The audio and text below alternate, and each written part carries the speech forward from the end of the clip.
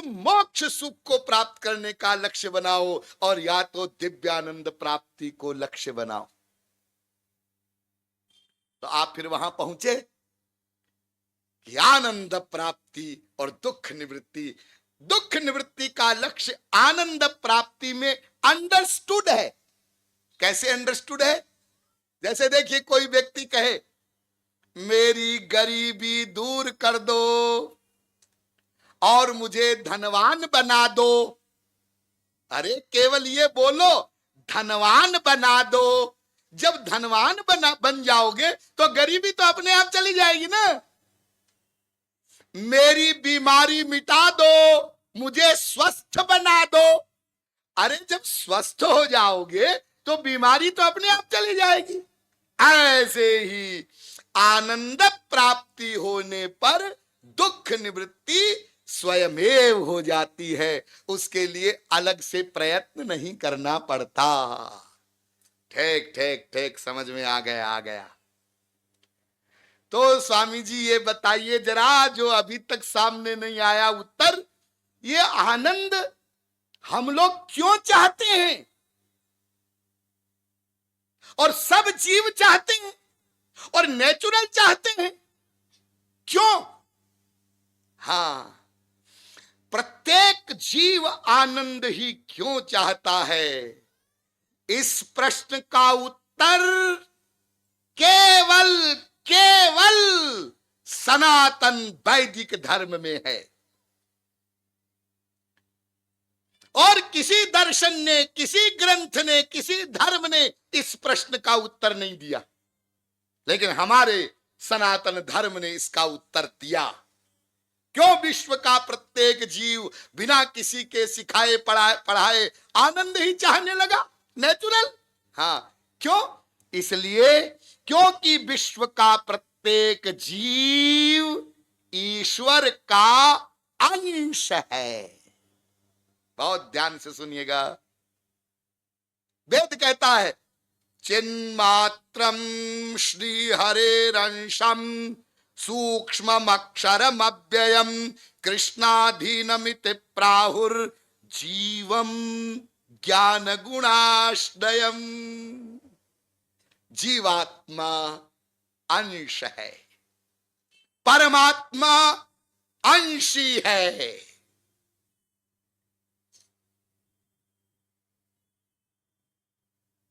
स्वकृत पुरेश्वमीश्व बहिरंतर संवरणम। भागवत भी कहती है अमृतस्य वै पुत्रा। वेद कहता है।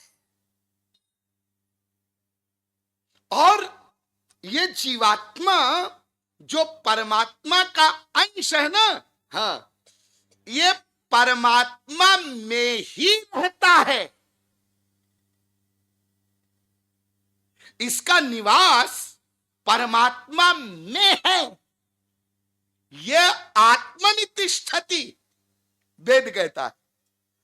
अरे केवल जीवात्मा ही क्यों, उभे द्यावा पृथ्वी अंतरेव समाहिते यच्चेहास्ति यच्च नास्ति सर्वं तदस्मिन् प्रतिष्ठितम्। पृथ्वी, जल, तेज, वायु, आकाश, अनंत कोटि ब्रह्मांड, जिनको आप देखते हैं या नहीं देखते हैं, सब कुछ उसमें समाया हुआ है। गीता में भगवान श्री कृष्ण ने कहा, बहुत सुंदर, मत्तः परतरम नान्यत् किंचिदस्ति धनंजय। अर्जुन, मेरे से परे कुछ नहीं है, सब कुछ मुझ में है। सपरे अक्षर आत्मनि संप्रतिष्ठते। प्रश्नोपनिषद। सब उस परात्पर ब्रह्म में रहता है। अच्छा, तो हम भगवान में रहते हैं। हाँ, इससे एक कदम और आगे की बात समझ लो। तुम भगवान में रहते हो, जी हाँ, और भगवान तुम में रहते हैं। अच्छा, मुझ में भगवान रहता है, जी हाँ। यह ऊ प्राणस्य प्राण, वेद कहता है वो प्राणों का प्राण है। फिर वेद कहता है यस्यात्मा शरीरम यस्याक्षरम शरीरम। अरे आत्मा परमात्मा का शरीर है।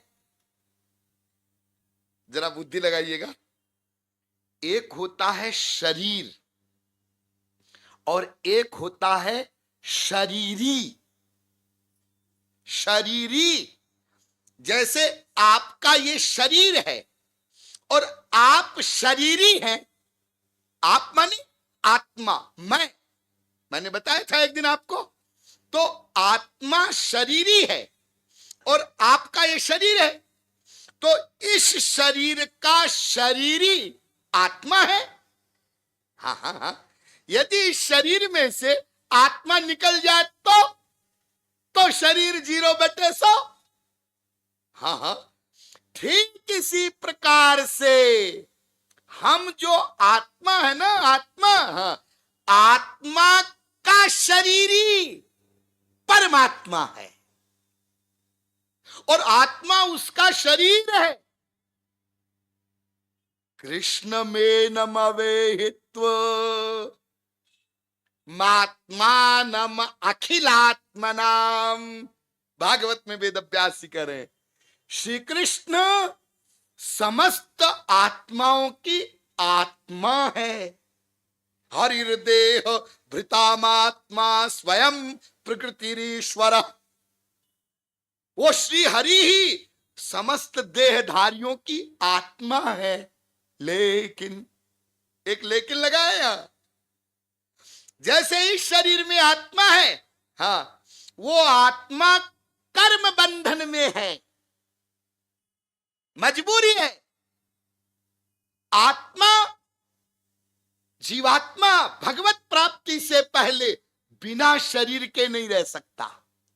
3 प्रकार के शरीर होते हैं, एक स्थूल शरीर, एक सूक्ष्म शरीर, एक कारण शरीर। डिटेल आगे समय रहेगा तो बताएंगे। तो जीवात्मा को 3 शरीरों का बंधन सदा रहता है और वो कर्म के अंडर में है, हाँ, और मजबूरी में कर्मवश 84 लाख में घूमता है, हाँ। तो ऐसे ही हमारी आत्मा की आत्मा जो परमात्मा है, तो उसकी भी कोई मजबूरी है, फिर वो भी बंधन में है आत्मा के? ना ना, ऐसा नहीं। वो आत्मा में रहता है लेकिन स्वतंत्र है और सबका नियंता है और सबका शरण स्थल है। तो आत्मा की वो आत्मा है। इसलिए वेद ने कहा यह उ प्राणस्य प्राण, वो प्राणों का प्राण है। गीता तो आप लोग पढ़ते होंगे, हाँ, कितना स्पष्ट भगवान श्री कृष्ण कहते हैं, ममैवांशो जीवलोके जीवभूत सनातन। अर्जुन, ये जीव है ना, ये ममैवांशो, मेरा अंश है। और तुलसीदास जी ने रामचरितमानस में कहा ईश्वर अंश जीव अविनाशी चेतन अमल सहज सुख राशि। राम प्राण प्रिय जीवन जी के स्वार्थ रहित सखा सब ही के। प्राण प्राण के जीव के जीव, सुख के सुख राम। वो प्राणों के प्राण है, जीवन के जीवन है, सुख को सुख प्रदान करने वाले। तो इस प्रकार वेद से लेकर के रामायण तक सब धर्म ग्रंथ कह रहे हैं कि ये जीवात्मा परमात्मा का अंश है। ठीक ठीक ठीक, समझ में आ गया। मान लिया हम भगवान के अंश हैं, लेकिन हम भगवान के अंश हैं, इसका हमारे आनंद प्राप्ति के लक्ष्य से क्या संबंध है? पूरी बुद्धि लगाइएगा। अरे हमारा प्रश्न यह था कि विश्व का प्रत्येक जीव बिना किसी के सिखाए पढ़ाए आनंद ही क्यों चाहता है? हाँ, और आपने उत्तर दिया कि विश्व का प्रत्येक जीव ईश्वर का अंश है। अरे हम ईश्वर के अंश हैं, इसका आनंद प्राप्ति के लक्ष्य से क्या संबंध है? हमारा प्रश्न कुछ और, आपका उत्तर कुछ और हम लोग जयपुर वाले जो है ना, ऐसे आप हमको घुमा नहीं सकते हैं। आप हमारे प्रश्न का उत्तर दीजिए, हम आनंद क्यों चाहते हैं? हाँ, विश्व का प्रत्येक जीव ईश्वर का अंश है, इसका हमारे आनंद प्राप्ति के लक्ष्य से बड़ा गहरा संबंध है। बड़ा गहरा। क्या संबंध है? पहला संबंध आप लोग ये समझ लीजिए कि चूंकि विश्व का प्रत्येक जीव ईश्वर का अंश है, इसलिए विश्व का प्रत्येक जीव आनंद का अंश भी स्वाभाविक रूप से सिद्ध है। कैसे? जब हम ईश्वर के अंश हैं तो आनंद के अंश कैसे सिद्ध हो गए? इसलिए क्योंकि आनंद एवं ईश्वर दोनों पर्यायवाची शब्द हैं। पर्यायवाची शब्द आप लोग जानते होंगे। पर्यायवाची शब्द माने एक तत्व के दो नाम, उसको पर्यायवाची बोलते हैं ना। जैसे आप बोलते हैं पानी, हाँ, और उसी पानी को आप बोलते हैं जल, उसी को बोलते हैं आप तोय, अंबु, नीर, और अंग्रेजी में वाटर। तो पानी तो एक है ना, हाँ, उसके नाम अलग अलग बोल दिए आपने, ये पर्यायवाची शब्द है। हाँ, ऐसे ही ईश्वर एवं आनंद दोनों पर्यायवाची शब्द हैं। और चूंकि जीव ईश्वर का अंश है, इसलिए आनंद का अंश है। आप लोगों में जो बुद्धिमान लोग हैं वो ऐसा सोच सकते हैं, वाह वाह वाह, अपनी बात को सिद्ध करने के लिए क्या बढ़िया तरीका अपनाया। हा? प्रत्येक जीव ईश्वर का अंश है और फिर कह दिया इसलिए आनंद का अंश है। और जब हमने कहा आनंद का अंश कैसे हो गया, तो एक सुंदर सा उत्तर बना दिया, दोनों पर्यायवाची शब्द हैं। अरे साहब, हम ऐसे समझने वाले नहीं हैं। हाँ? बहुत अच्छी बात, बहुत अच्छी बात।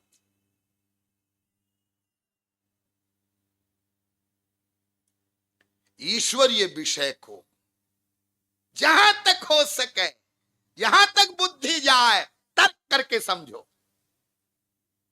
जहां तक तर्क जाए करो तर्क, समझो। मैंने पहले भी इशारा किया। आपने स्वामी विवेकानंद का जीवन चरित्र पढ़ा हो। रामकृष्ण परमहंस के पास जब जाया करते थे, बड़े तार्किक बुद्धि, हर विषय को तर्क से, और बहुत प्रश्न करते थे। तो और लोग जो थे और शिष्य और जिज्ञासु वो झुंझला जाते थे। ये नरेंद्र, उनका पहला नाम नरेंद्र था। ये नरेंद्र बहुत स्वामी जी को परेशान करता है बार बार। लेकिन रामकृष्ण परमहंस बड़े शांत चित्त से नरेंद्र के प्रश्नों का उत्तर देते थे। और जब समाधान हो गया, तो वही नरेंद्र विवेकानंद बन गया। तो ईश्वर एवं आनंद दोनों पर्यायवाची शब्द हैं। ये कोई मैं बात बनाने के लिए नहीं कह रहा हूं। ईश्वर एवं आनंद दोनों पर्यायवाची शब्द हैं। इसका बहुत सुंदर निरूपण वेदों में हुआ है। इसको वेद के द्वारा समझिए। मैं क्यों कह रहा हूं कि ईश्वर एवं आनंद दोनों पर्यायवाची शब्द हैं, इसको आप वेद के अनुसार समझें। आप लोगों ने बहुत बड़े ब्रह्मज्ञानी हमारे यहां हुए, उनका नाम सुना होगा, भृगु जी महाराज। भृगु जिन्होंने भगवान के वक्षस्थल पर चरण से प्रहार किया था। एक परिहास बताऊं आपको। एक बार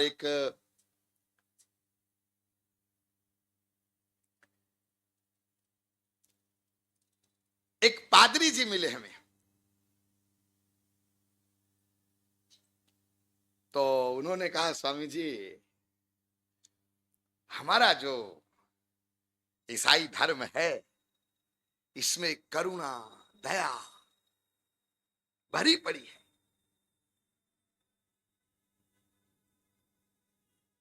और आपके यहां तो भगवान भगवान के अवतार भी कोई बताते तो मार काट। मतलब उनका कुछ आशय इस प्रकार का था कि करुणा दया का सिद्धांत हमारे धर्म में है। मैं आपको एक बात स्पष्ट कर दूं कि मैं कोई धर्म, कोई संप्रदाय, कोई ग्रंथ, कोई संत, कोई पंथ इनकी निंदा नहीं करता। प्रसंग के अनुसार कोई बात आती है तो उसे स्पष्ट जरूर करता हूं। और यह भी आपको बता दूं कि ये जितने संसार में धर्म है ये सब एक ही तत्व की तरफ इशारा करते हैं। ये अलग अलग तत्व को नहीं बताते हैं। और इन धर्मों के जो प्रवर्तक हैं और इनके जो मर्मज्ञ हैं उनमें कोई झगड़ा नहीं है, कोई लड़ाई नहीं है। लेकिन इन धर्मों को, सिद्धांतों को जो लोग ठीक से नहीं जानते वो आपस में लड़ते हैं। थोड़ा सा इसका दिग्दर्शन करें।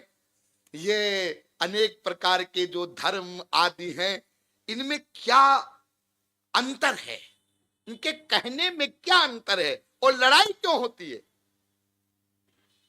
जैसे कई अंधे मिले,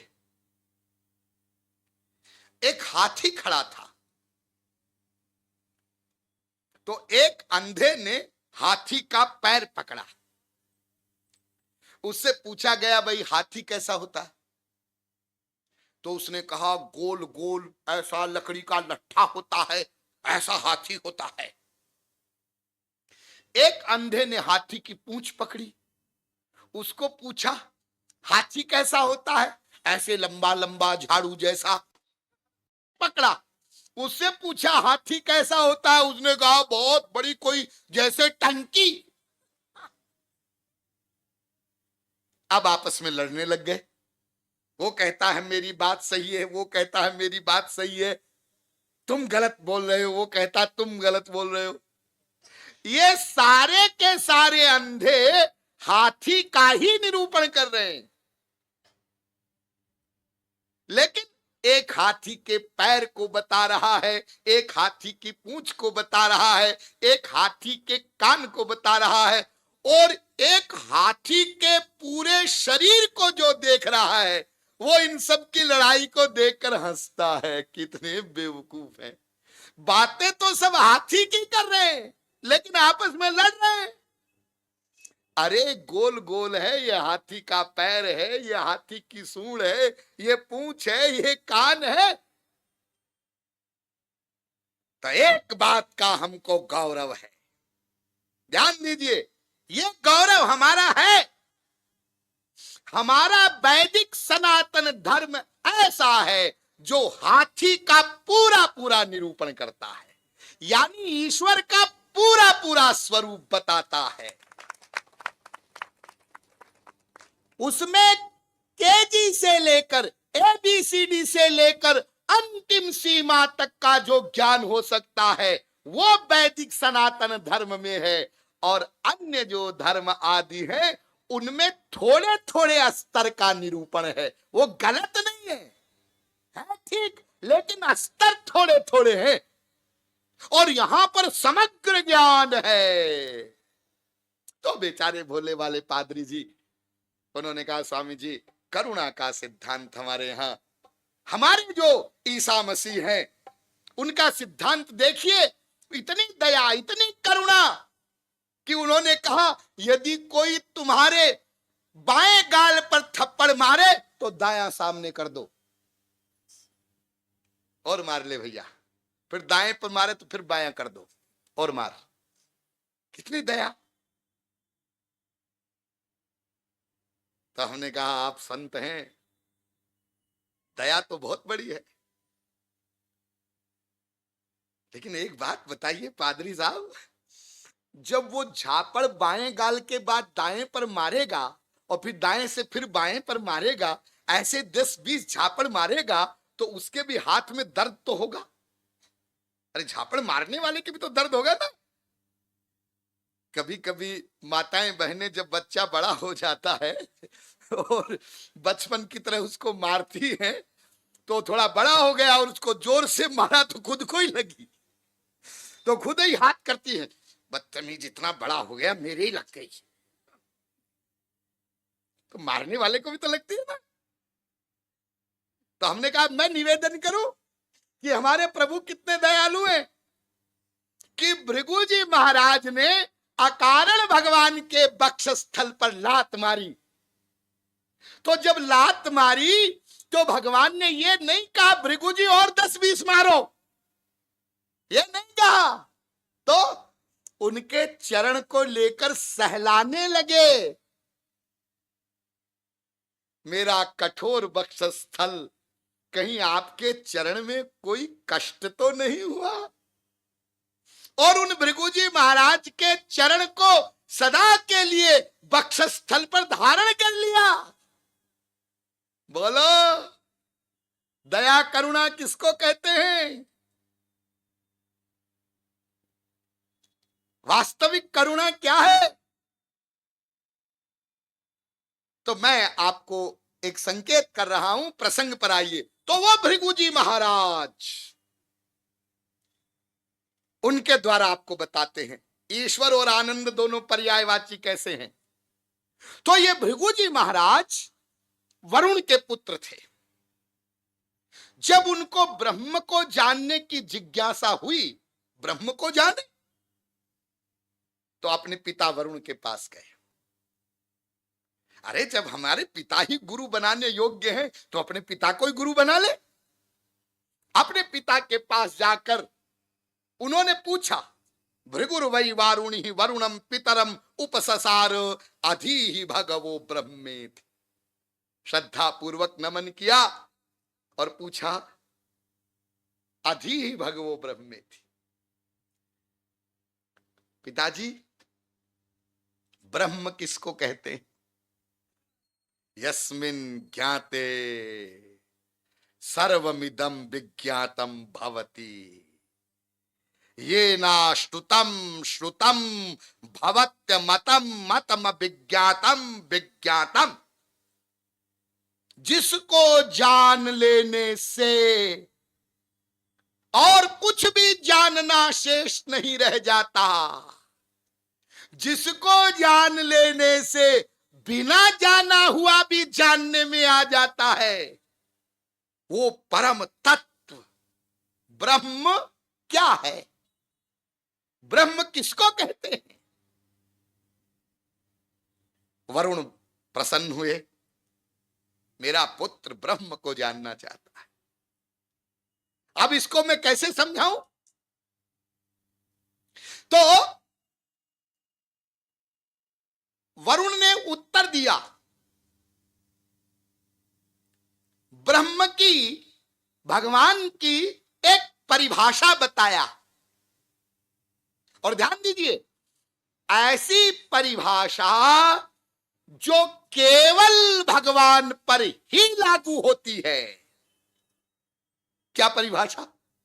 यतो वा इमानि भूतानि जायन्ते ये न जातानि जीवन्ति यत् प्रयन्त्यभिसंविशन्ति।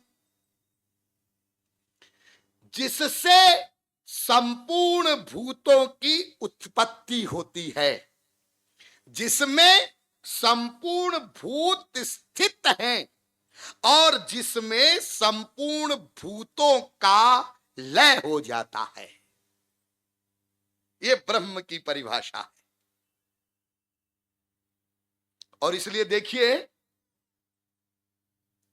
वेदव्यास जी ने जो वेदांत लिखा, ब्रह्म सूत्र, वेदांत का पहला सूत्र है अथातो ब्रह्म जिज्ञासा। क्या मतलब है इस सूत्र का? अब इसके बाद ब्रह्म को जानने की जिज्ञासा हुई। किसको? किसको जानने के बाद? किसके बाद? न्याय, वैशेषिक, सांख्य, योग, मीमांसा, पूर्व मीमांसा सब करके देख लिया, लेकिन तृप्ति नहीं हुई। सब करने के बाद अब ब्रह्म को जानने की जिज्ञासा हुई। तो ब्रह्म किसको कहते हैं?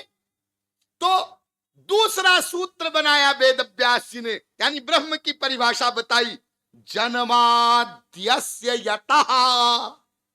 ये संक्षेप में बताया, जिससे सृष्टि होती है। और ठीक इसी प्रकार से वेदव्यास जी महाराज ने जो भागवत प्रारंभ की है, भागवत कथा आप लोग सुनते होंगे, तो भागवत के प्रथम स्कंद के प्रथम अध्याय के पहले श्लोक में जो वेदव्यास जी ने वंदना किया है, सत्यम परम धीमहि, ये वाक्य तो आपको याद होगा ना, हर कथावाचक बोलता है, सत्यम परम धीमहि। उस परम सत्य का हम ध्यान करते हैं। कौन है परम सत्य? वो तो पहली लाइन में वो परम सत्य कौन है उसके बारे में वेदव्यास ने कहा, जन्माद्यस्य यतोन्वयादितरतश्चार्थेष्वभिज्ञ स्वराट् तेने ब्रह्म हृदय आदि कवये मुह्यन्ति यत् सूरयः तेजो वारि मृदांग यथा विनिमयो यत्र त्रिसर्गो मृखा धाम्ना स्वेन सदा निरस्त कुहकम सत्यम परम धीमहि। पहली लाइन भागवत के पहले अध्याय के पहले स्कंद के पहले अध्याय के पहले श्लोक की। परम सत्य श्री कृष्ण वो हैं जिनसे संसार बना। तो भृगु, जिससे संपूर्ण विश्व की उत्पत्ति होती है, जिसमें संपूर्ण विश्व स्थित है और जिसमें संपूर्ण विश्व का लय हो जाएगा, उसको ब्रह्म कहते हैं। समझे? भृगु जी ने कहा, महाराज किसमें? किसमें? अरे आपने केवल बोल दिया जिससे संसार उत्पन्न होता है, रहता है, लय हो जाता है। वो कौन है? वो तत्व क्या है? वो तत्व क्या है जानना चाहते हो? हाँ, तो तपसा ब्रह्म विजिज्ञासस्व तपो ब्रह्मेति। ये बहुत इंपॉर्टेंट बात आई। जाओ साधना करो, साधना करो